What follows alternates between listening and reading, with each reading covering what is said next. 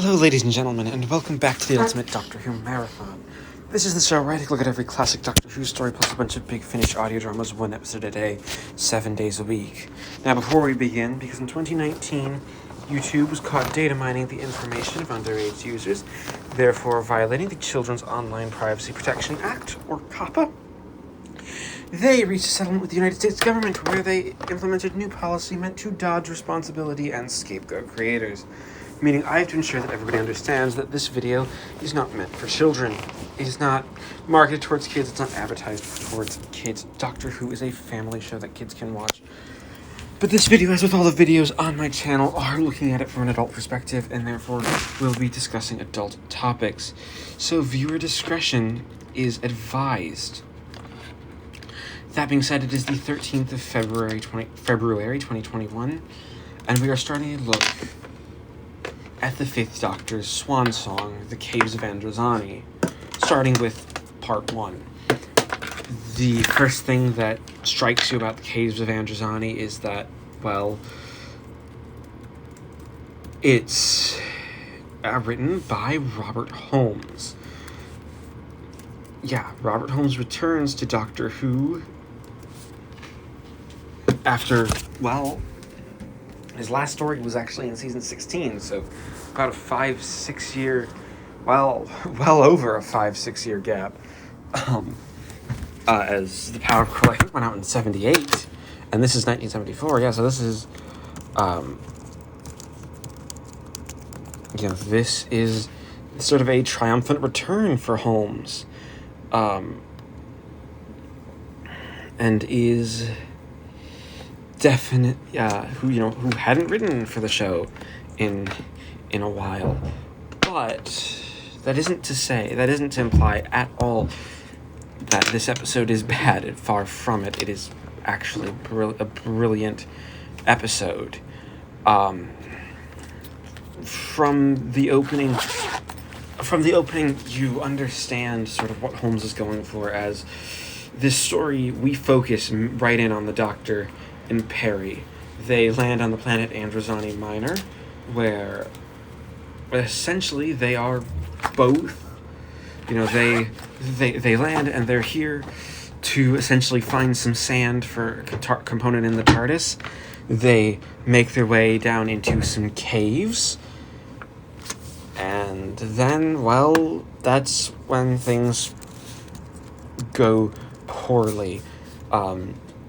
Peri falls down a hole, and into a fungus, and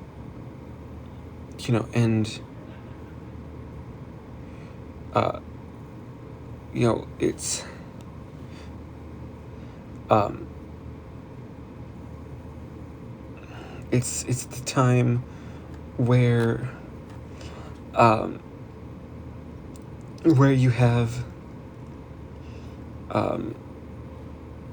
there's the Doctor then touches the same stuff and it stings, and throughout this episode they slowly realize that they have somehow been poisoned. They come across this stash of weapons and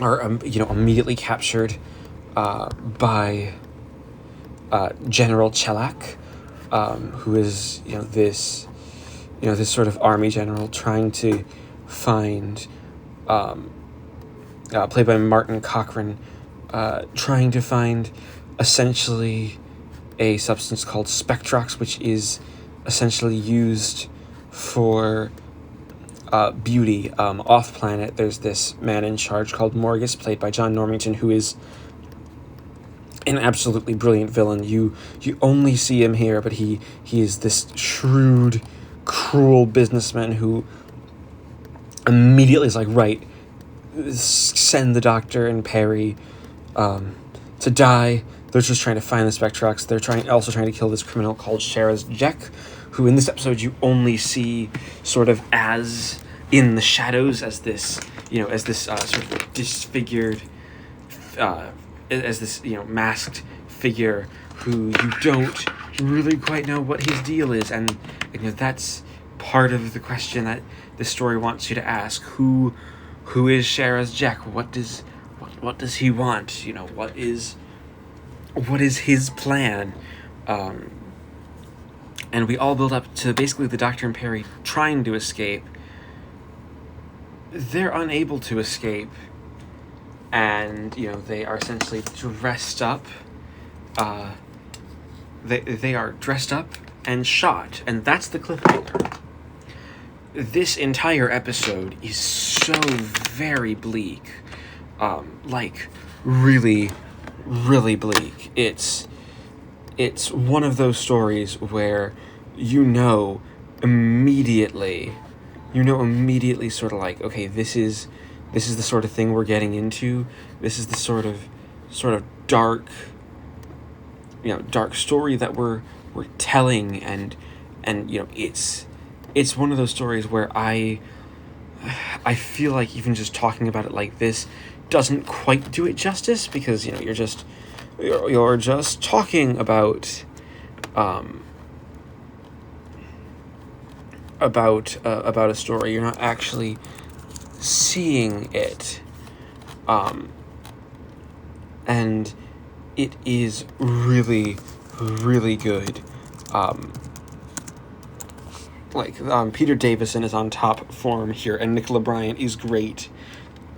They're both Nicola Bryant as Peri gets some amazing dialogue where she basically just reflects on basically the idea that she is going to die here, and that's what the cliffhanger has us believe, and it is really, really good because of that. You really get the sense that of sort of who these characters are, what they kind of want, and you really see so much of everything. Morgus is this great villain who never interacts with our protagonist, but you sort of know who he is and what he's all about, just because, you know, he's shot in such a way where you know, he talks to the audience, and the fourth wall when he's on the screen breaks,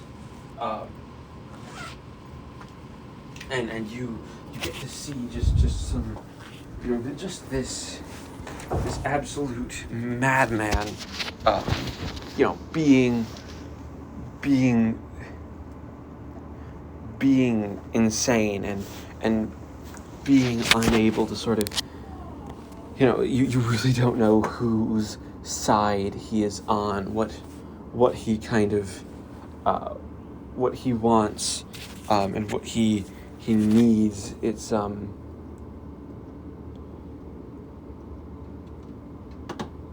a very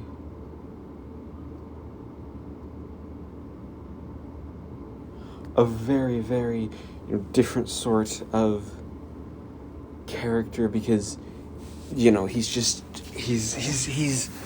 absolutely terrifying. And Graham Harper's direction is beautiful. Harper trained under Douglas Camfield, and you can tell, especially, and it's even more touching because he's one of the few classic I think the only classic Who director really that's directed for the new series. So overall, The Case of Androzani is off to a perfect start. So part 1 gets a 10 out of 10. Alright, it is the 14th of February, 2021. I just finished watching part 2 of The Caves of Androzani. Oh, yeah, there's a reason. This is a story most well known as possibly one of the best Doctor Who stories. Well, it's not my absolute favorite story, it is brilliant. This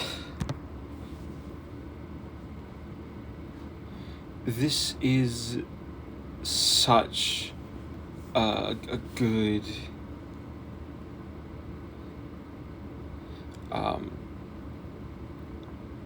this is such a good one. First thing I think that should be discussed is, specifically, is Christopher Gable as Sharaz Jek. Jek is essentially our primary antagonist here, at least when it comes to the Doctor and Peri. He has them captured. They are in his power. He's, that's the setup to this entire story. And Gable just gives this absolutely chilling performance where he makes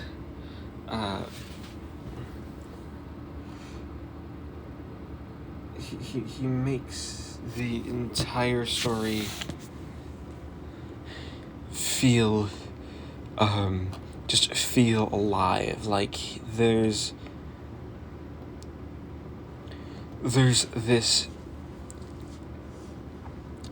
this entire idea that is just right there, that he's not only sort of lusting after Peri throughout this episode. The idea is that he and Morgus were once in league with one another until essentially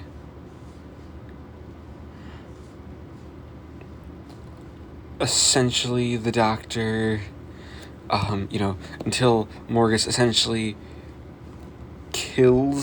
disfigured him, and now he's running guns and running his own Spectrox operation, making money, and that's who the gun runners in Part 1 are working for, while Morgus's crew is working for Morgus's crew. But he's also this man who deals in creating androids, and Salatine, General Chalak's second in command, is actually one of Jek's androids, and the real Salatine is broken and right there with the Doctor and Peri, and the entire story then sort of builds up to this idea that the Doctor and Peri are dying of Spectrox toxemia, because raw Spectrox will poison you. And there is a cure. There's an antitoxin. It's the milk of a bat that is found underneath the thing. So basically the Doctor and Peri find a way to escape their prison because, Jek's androids is right there. And it's this really tense sequence of the Doctor trying to get past and then disable the android, just so and it only registers because the Doctor isn't human. It's been meant to kill humans, but this one doesn't, and doesn't kill the Doctor because he's not human, and it's such a harrowing series of episodes, because while the Doctor is, a series of sequences, because they then go down to the cave, the Doctor gets shot, Salatine takes Peri away, the Doctor then goes down and finds something that's menaced by this creature. Now, some people have claimed that the creature looks terrible, and it's an 80s Doctor Who monster, but it doesn't look that bad. Like, yeah, it's clearly a monster and it could have been better, but it's nothing to really take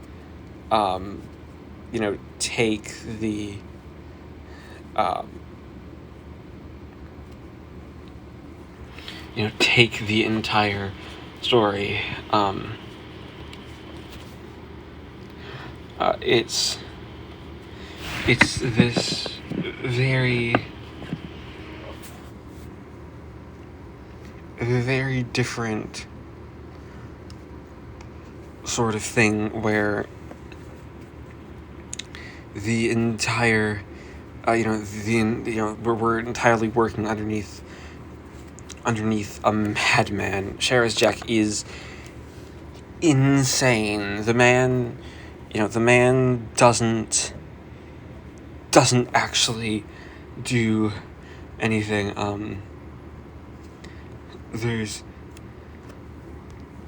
there's everything. Plus that's really the Doctor and Peri's plot, that they are in this harrowing stuff, and all around them is essentially violence on all sides. You have Stotts leading the gunrunners, trying to bargain with Jek, and Stotts is clearly a madman. There's this scene where he takes one of his own men and is ready to throw him off the cliff and feed him up poison, and it's a hard scene to watch. This is a story full of scenes that are just difficult to watch. Not because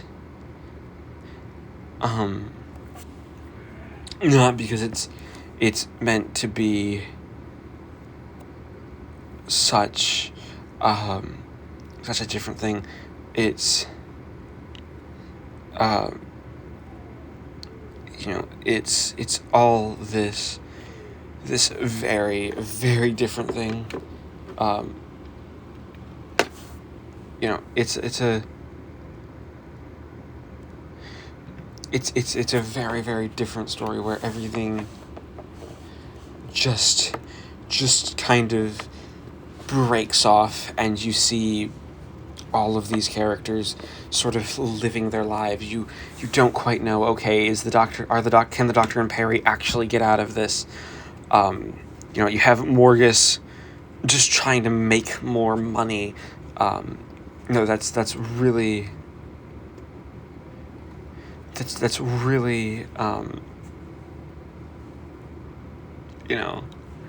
really what this story wants to be. It does this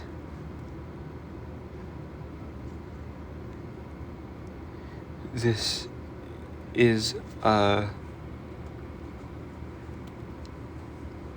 it's a very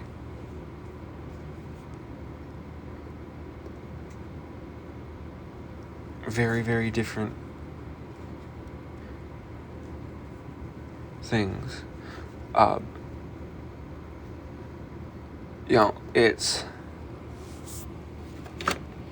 It's just such a different thing, and I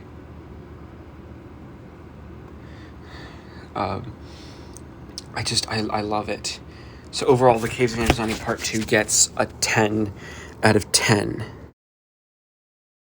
Okay, it is the 15th of February 2021. I just finished watching Part 3 of The Caves of Androzani. This episode is where the regeneration actually starts. Now, that may sound like an interesting claim, and it kind of is, because, well, the Doctor's entire plot here is trying to save Peri, and kind of failing. Now, that isn't meant to be a sort of, how dare the Doctor fail? No, I think the Doctor actually failing from time to time, especially in a story like this, is actually really good for the character, and it, shows that the character can be, nuanced and complex, and you can get a sense of who this character is based on his failings, because this is a story where you have the character being different. It's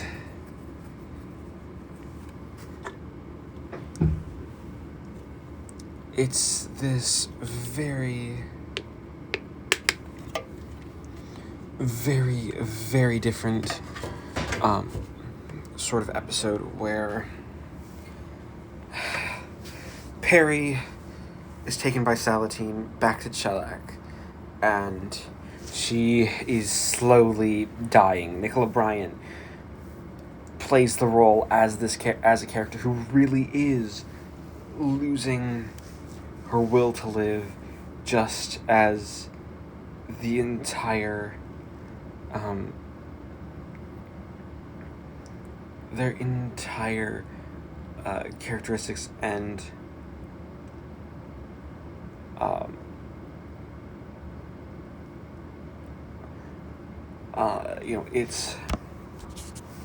it's just this entire story all about how sort of fruitless everything is. The whole idea is that the entire story doesn't actually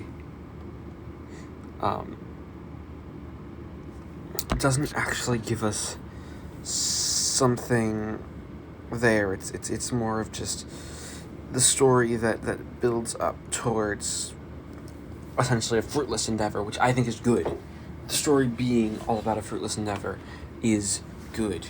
And you kind of have the Doctor causing destruction here, not intending to. He is just trying to survive, and that is where kind of the brilliance of this story is mostly seen, in the Doctor just trying to survive and get out alive with Peri,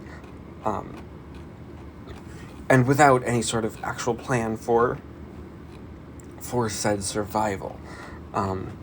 It's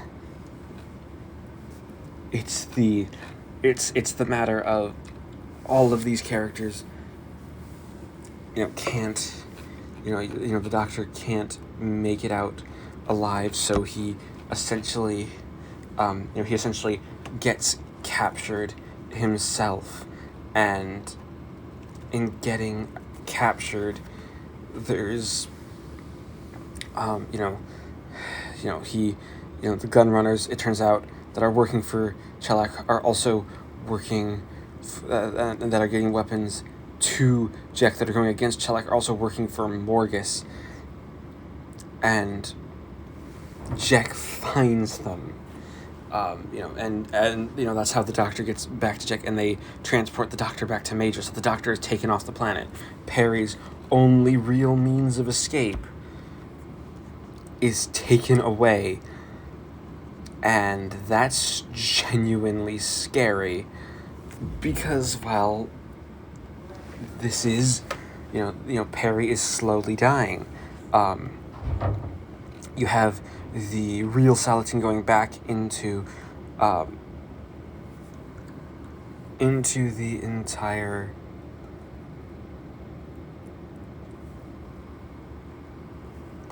the entire story is all essentially about it's all about how these characters aren't finding their ending. They're making this very different story and a very very and a very very good story. And I mean it's perfect. It's a perfect episode from start to finish, where Peri is then captured again by Jek, who is just fawning over her, and she really can't do anything. You can't really do anything about this. About this stuff, whereas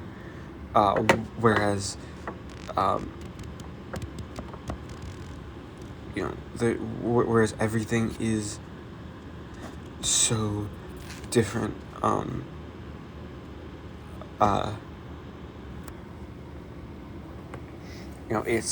It's this very different story where things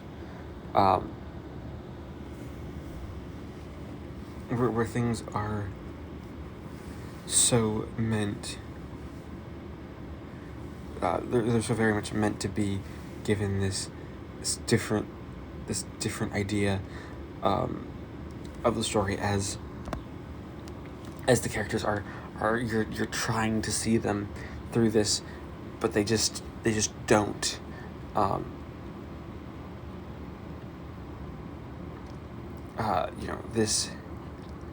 This isn't where everything is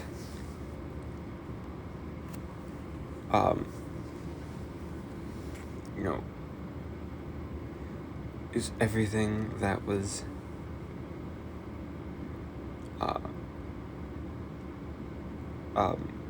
that the story is gonna be. It's this absolutely brilliant tale, because once the Doctor gets on that ship, he's dying. You see the regeneration effect that's going to be used start to happen. And he commandeers the ship himself and crashes himself down back on Androzani Minor. And that's the cliffhanger. With Stotts being ready to kill him. And the Doctor essentially gives this amazing line.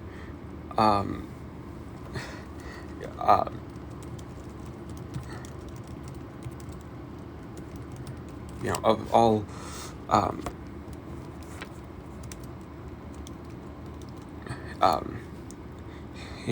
not a very persuasive argument, actually, because I'm going to die soon anyway. Unless, of course, I can find the antidote. I owe it to my friend to try, because I got her into this. So, see, I'm not going to let you stop me now. Like, the entire story just ends with, the entire episode ends with the Doctor ready to kill himself. And that's amazing. And you also have Morgus being played for a fool, thinking that his plans are broken. So he kills the president, which is this dastardly scene where it's almost Shakespearean, and it's just such a good little scene that really makes you realize how terrible of a person Morgus is, and what everything was meant to be. It's a really, really good, amazing sort of episode where you have all these characters that are perfect, and the direction is pitch perfect. Graham Harper is a brilliant director here.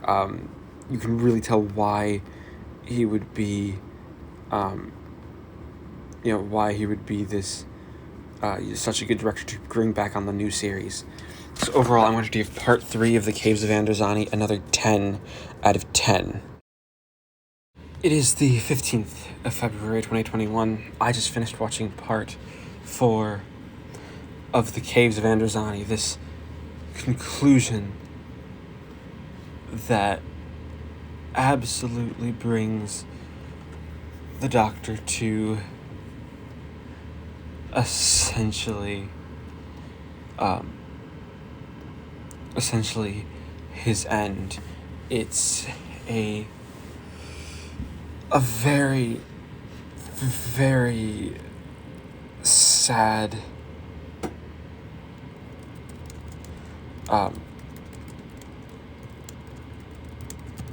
it's a very, very sad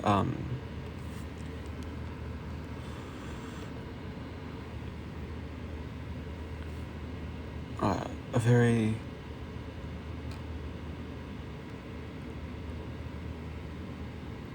sad story, all about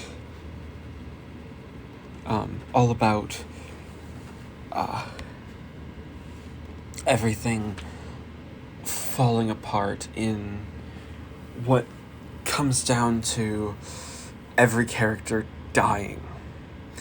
This story ends with every single character except the Doctor and Peri dead, and technically even the Doctor's dead by this one. It's this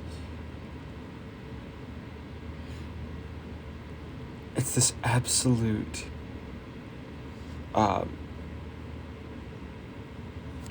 absolutely genuinely sad episode.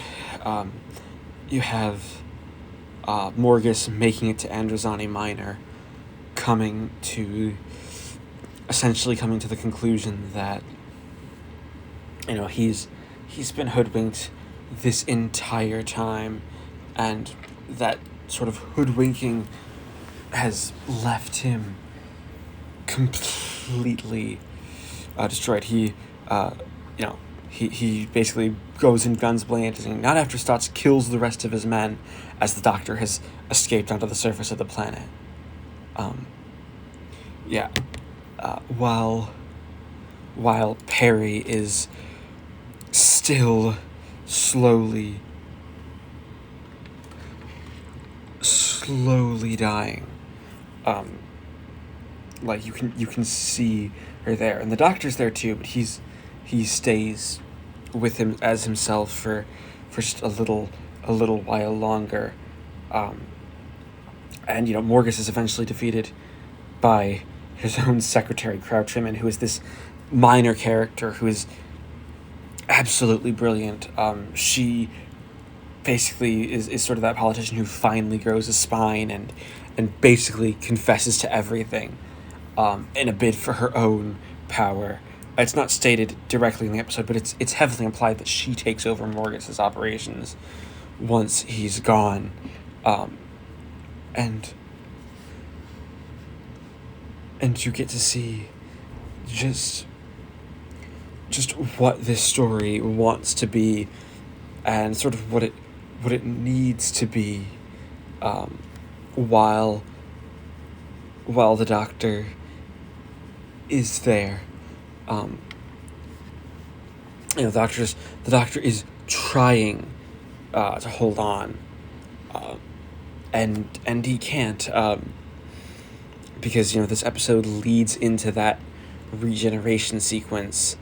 By the end of this episode, we no longer have a fifth Doctor. We are now right into the sixth Doctors. Now I'll talk about the regeneration in a moment, but the absolute trek down to the bottoms to get just enough of that Queen's bat's milk, that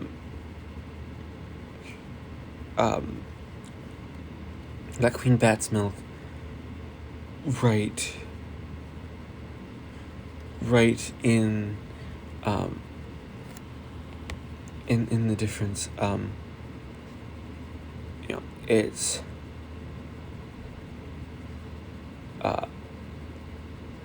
it's this absolutely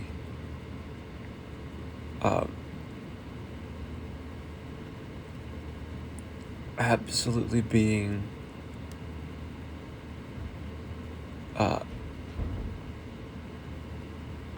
everything sort of that just what the story wants to be, and once the regeneration sequence itself is brilliant. Not since the end of War Games episode 9 you had such a crawl to the TARDIS.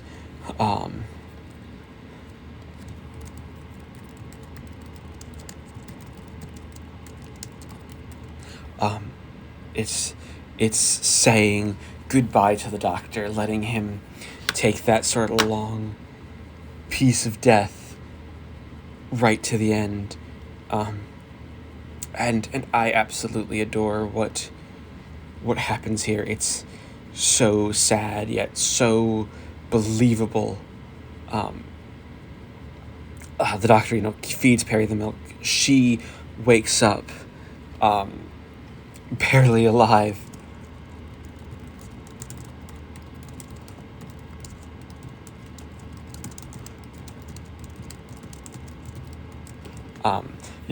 There's just this beautiful, and the Doctor doesn't know if he's going to regenerate. He thinks he might be too far gone from holding it off, and right as that happens, he has visions of his old companions, the master egging him on to die, while his companions give him final strength, and in one final explosion, he's gone. And it's a beautiful effect. It's this purple effect that fills the screen, and you don't really see the change, sort of, but it very much harkens back to the original Hartnell Troughton one. That kind of the new series kind of also homages quite a bit, though in purple, and it's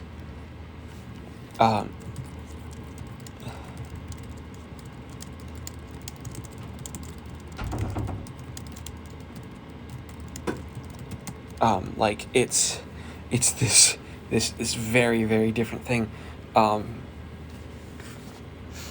it's a great regeneration. And Colin Baker immediately makes that first impression getting 3 lines, and, you know, you just sort of have this idea for the future. Now, of course, we'll actually talk about Colin Baker's era starting next time. But yeah, The Caves of Androzani is just a story that hits you and hits you hard. So I'm going to have to give part 4 of The Caves of Androzani another perfect 10 out of 10. That being said, we added the scores and averaged them out to give The Caves of Androzani a final score of 10 out of 10, making it one of 2 televised Peter Davison stories to do so. With that, we bring the 5th Doctor's era to a close. So thank you everybody for watching this installment of the Ultimate Doctor Who Marathon. Please leave a like, comment, subscribe if you haven't already, hit the bell icon so you never miss an upload. And join me next time when we move on to Colin Baker's rocky tenure as the Doctor, with the Season 21 finale and a story that often reaches the bottom of Doctor Who story rankings, with the Twin Dilemma.